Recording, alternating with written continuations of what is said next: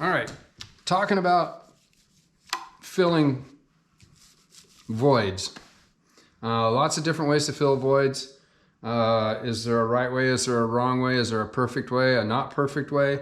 The answer is you can fill voids in any way your imagination dictates. It doesn't have to be filled by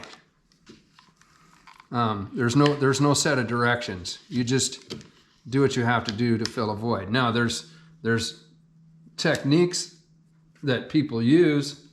For example, Dave Sprague out of Canada, if you watch his videos, he'll take a piece like this and find a container and put the whole thing in the container, or he'll make a container for it and then fill the whole thing up with epoxy, casting epoxy, turn that whole piece of epoxy down and the bowl and highlight the wood and everything, which is great because you can get some really cobbled up pieces of wood and they become very stable in that sort of environment, and it does a good job of filling voids most of the time. There will be air pockets and stuff, and you can watch his video and he'll show you how to do all that. For me, for this piece, I'm just going to fill this particular void right here for a demonstration purpose. I'll finish this bowl someday, but I'm not in a hurry on this one because I've already started it and you didn't get to see that part. It's a piece of cherry. I will force this over here. I'm going to take and put some epoxy right here, or not epoxy, but hot glue. I'll hot glue this down to there, just like that. And you got to hold it there until it sticks. And you got to be careful with hot glue because it's, you know, hot glue. So I'll take and put a little drip right in here.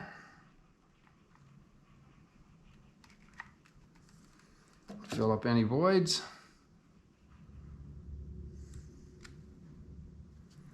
Okay, that's kind of holding on there. Everything seems pretty stable. I look around here and I look for leaks, for potential leaks. I think we're okay.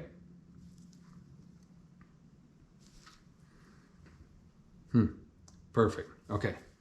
So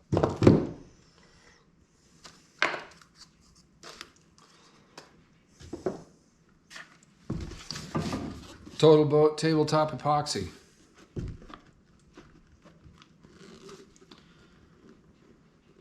This particular epoxy mixes 1:1.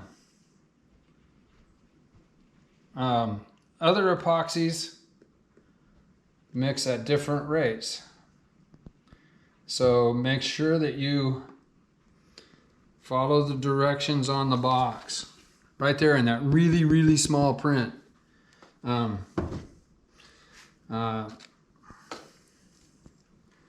It's important.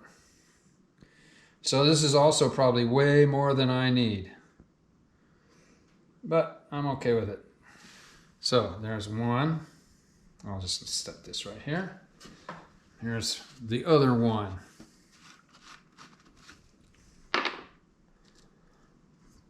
So this pours way faster than the other two, so you gotta take that into account. So that's 1:1 right there.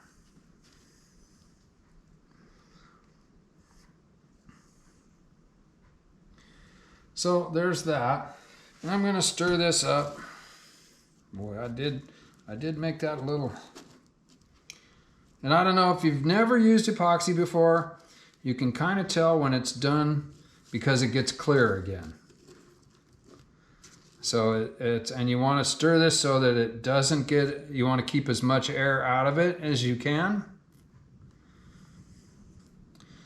So you'll mix this for about 10 minutes or 5 minutes or whatever it takes. When it's all clear, then you know you're mixed up. When it's all, that sounds like an oxymoron, doesn't it? When it's all clear, it's mixed up. And you want to make darn sure you get the edges. So now that's pretty darn clear. Do is I have some ink. It's called pink sherbet. We'll see what that looks like. We're gonna mix it in there because I'm putting this on cherry. Maybe pink sherbet will look kind of cool, or maybe it'll just look violet. So we'll put some color in it.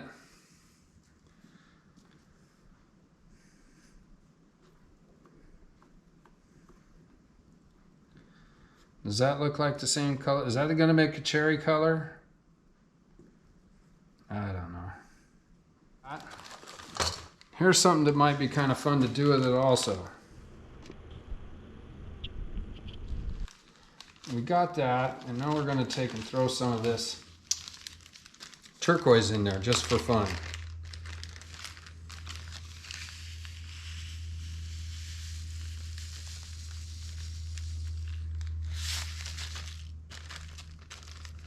That might be interesting. But that's the point of this, is you can do anything you want. I mean, there's no rule that says you have to use a certain product, or you need to use I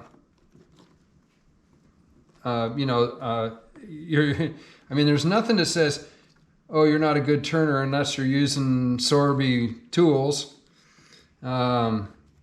There's nothing that says Total Boat is the only epoxy brand to use, although different epoxy brands behave differently, and you need to take that into account. Same as with tools.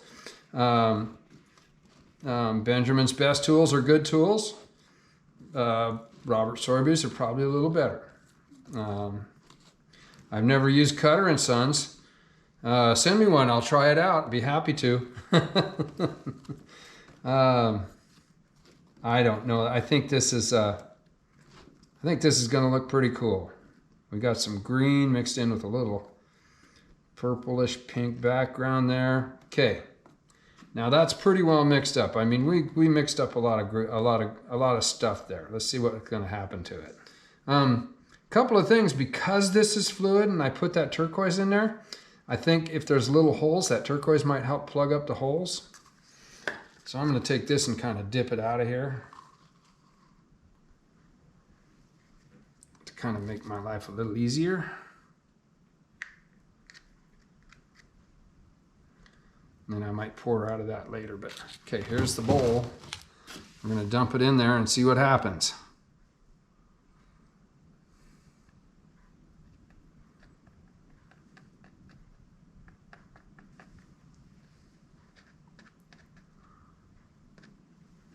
So it's working its way down through there, and you can kind of push it in there if you want. You can force it a little bit, make it pump. And put a little more in there.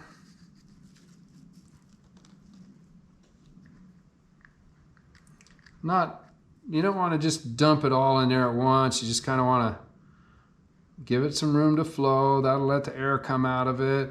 You know, just, you don't have to rush it, but you can.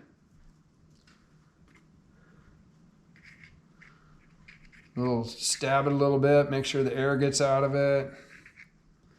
This particular deal, I don't want to use a heat gun on it too much because that's this is, after all, plastic. Yeah, there we go. I think we're getting a good flow. Yep, looks pretty good. We'll go a little higher. We can go higher. We got the dam.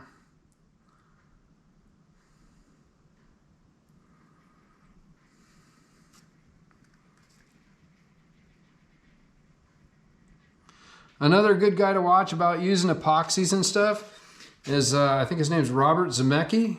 He's from New Zealand. He loves doing crazy stuff, seems like. He doesn't hesitate to try something different. I mean, he might be turning nuts and bolts sometime. You never know. Yeah, it's kind of fun to watch that guy.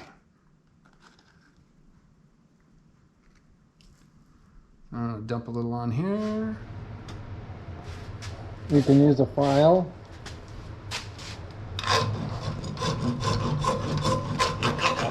whatever it takes. Get the big pieces off.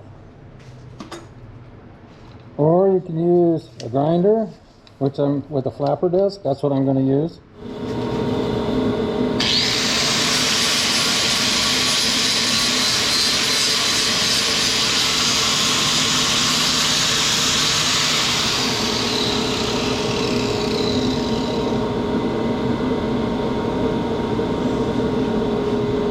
You don't want to use your expensive tools on this. Use the ones that are, you know, ones you very seldom use, ones that you're not completely in love with, just to get it roughed out.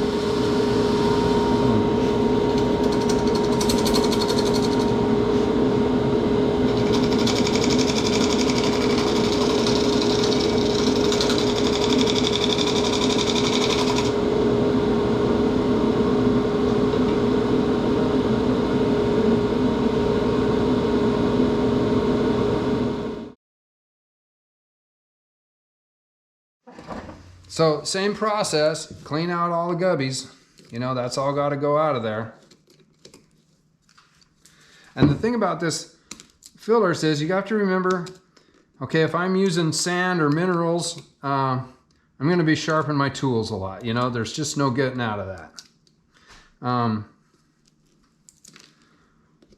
This particular sand is from down there in Sand Hollow in Utah.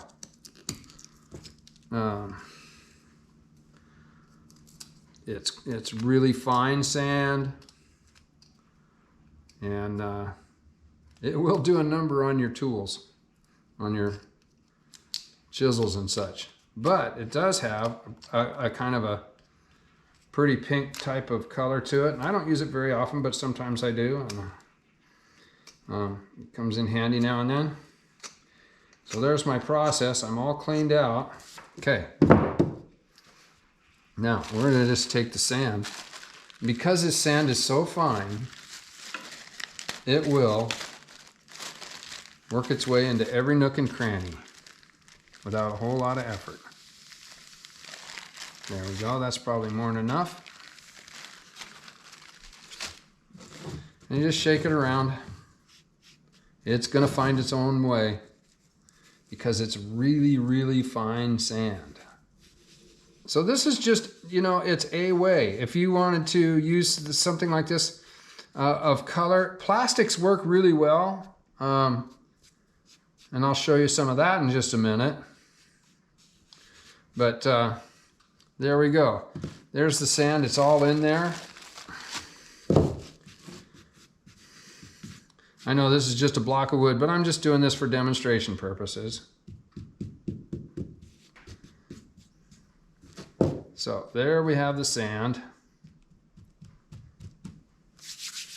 And I'll take my CA glue, CA thin. It has a high flow rate,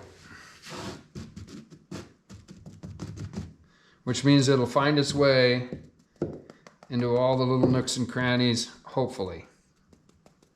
So, and then you just, this is complicated. You just dump it on there.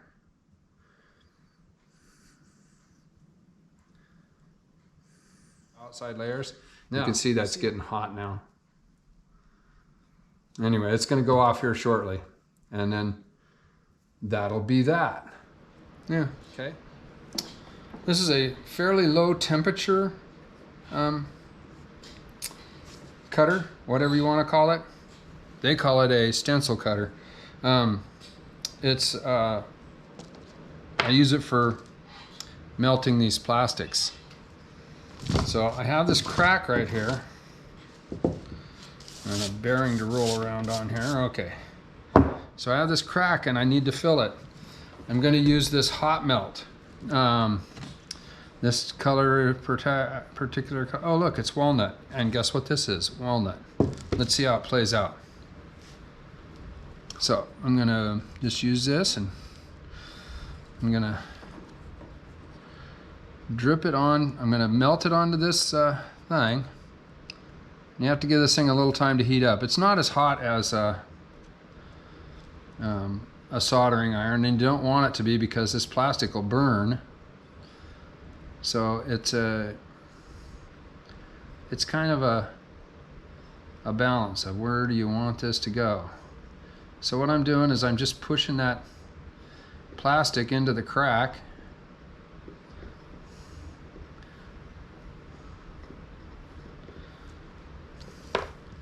And then I'll take and wipe off this excess right here. And then I'll just take and push this right in here. Kind of get a nice fill on it. And I see I left a hole right there. So this is something that you would use after your finished product, after your product is finished and you go, oh no, I got that little thing to fill up. And this is the way you would do it. A good way to do it. I'm not going to say it's the only way to do it. It's a good way to do it. There's several different kinds of products that work with this. So in what I've done, see now I got way more than I need.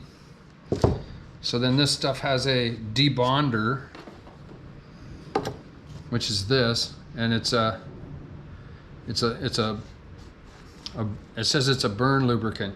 I don't know if they even make this stuff anymore. This was part of a system I got for repairing scratches and chips and dents in doors on commercial jobs.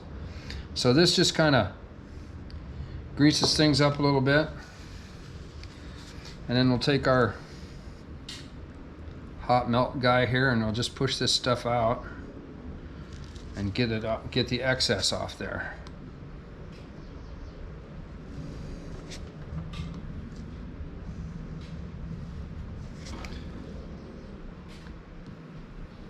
So if someone says, oh no, I dropped my bowl, can you fix it for me? Now you have a way. You can find these systems online. You can there's all sorts of different systems, but you know, don't be afraid to try something different. Don't be afraid to give it a shot. It might be something that could, if you wanted to, it could make you some money. It's a talent. It's a skill.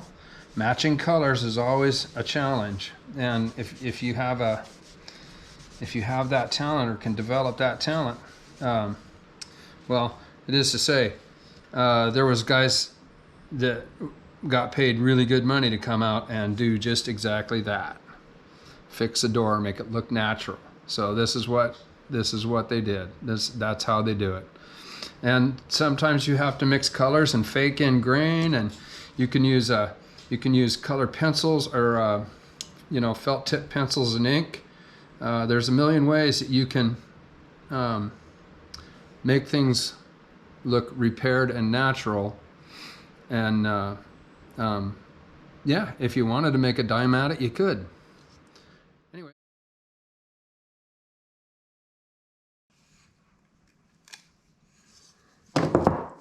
Okay, so here we have a bowl that has this big gouge in it. I've never filled this with coffee before, but I'm gonna finish this with coffee right here. And we'll try to do a build up on this and see if we can't make coffee work for that. There, see if you can see that okay. All right, anyway, here we go. I'm gonna take a piece of tape. Yeah. Ha ha ha, watch me pull a rabbit out of my hat. Okay, so none of this is like something that you have that there's an ultimate expert on how it's done, okay? You have to figure out a way to make it happen. It's not a science, it's an imagination, it's an art.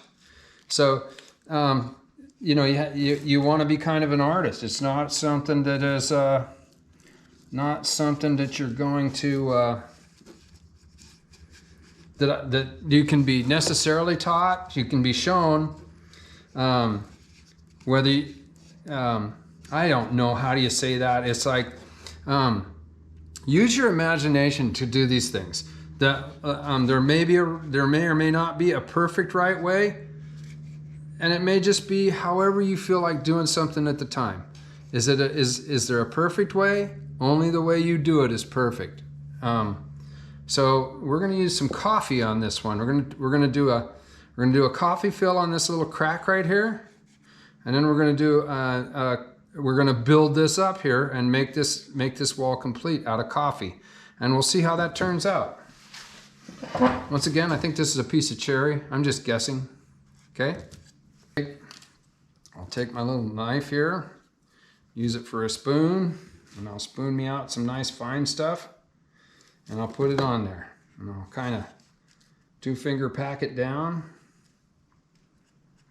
Kind of make sure it's all into the voids. Same over here. A little bit of coffee in there. Pack it down. Just working it in there. And I might take this and pack it in there like that. And once again, I'm going to use the CA Thin to light this off with. Someone showed me a live edge bowl, and I thought, man, that thing is really cool. And the bark was real fine around the top edge. And I'm going, how did you get that on there? How did you get that done? How did you get that bark so thin and still stay on the wood? And he said he didn't. He used coffee. That all that live edge was an illusion. It was coffee. And I think, you know, that's kind of what art's about. You know, sometimes we make an illusion into reality. Yeah, okay.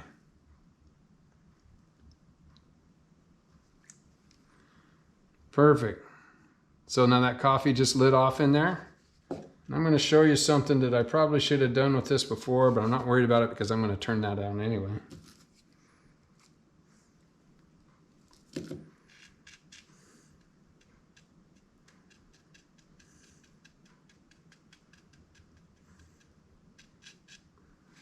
So I'm going to set that right there for a second. I'm going to go. If I spray some shellac on here,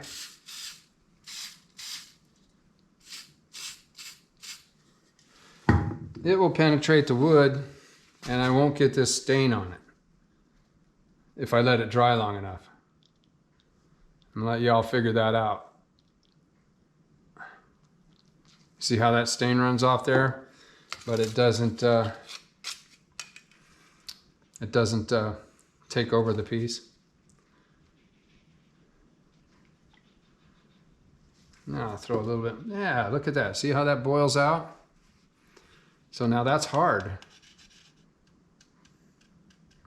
Now it's sticking above it just a little bit. That's okay because you're going to turn that away. So I'll give it another little squirt here.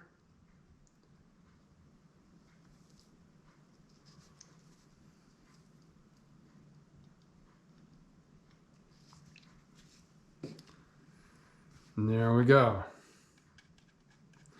Now that's a coffee patch. A coffee fill. Okay.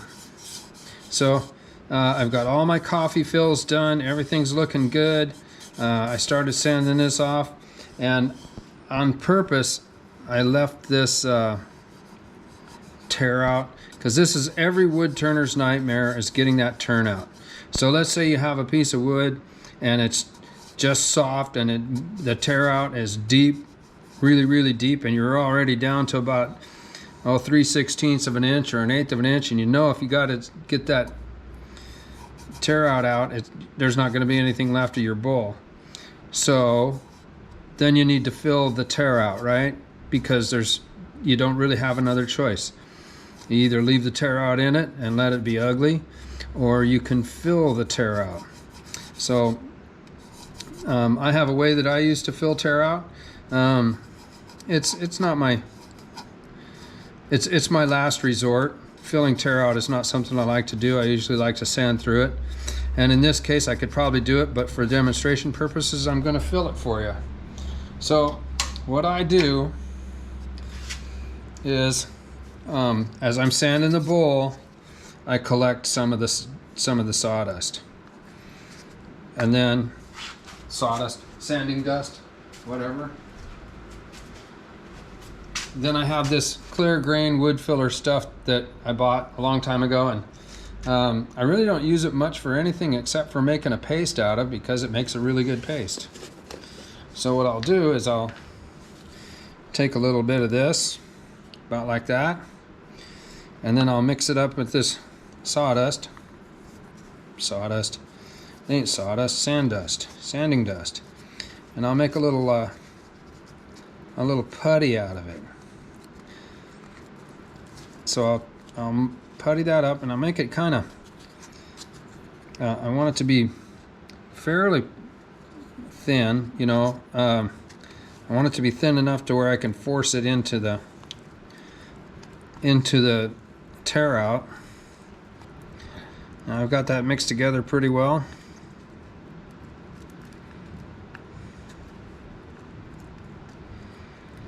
And then I'll just force it into the wood right here.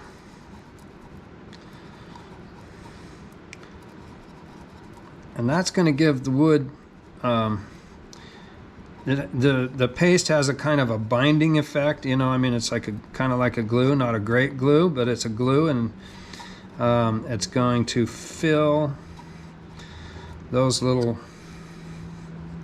disgusting little voids that you can't, that are not going to sand out because your bowl's too thin, or for the wood is too soft, or for whatever reason. I'm going to go all the way. Now I got that done, I'm just going to let it set up. And that's kind of used as a sanding sealer. All right, so that's the filling process. And then you just revert right straight back to your sanding process. All right, well, that's some of my tricks for making fills, filling voids, and making a somewhat ugly piece look a little nicer, hopefully. If you liked the video, appreciate it if you had punched the like button and hit the subscribe. That'd help me out immensely. Yeah, it was a fun video to make. Lots of challenges. Took a little longer than I expected it would. It's been hot all week, so I haven't really been able to spend a lot of time down in the shop. That's why I did this particular video. But yeah, if you liked the video, hit the subscribe. And tell your friends. But anyway, have a good week, and we'll see you next week.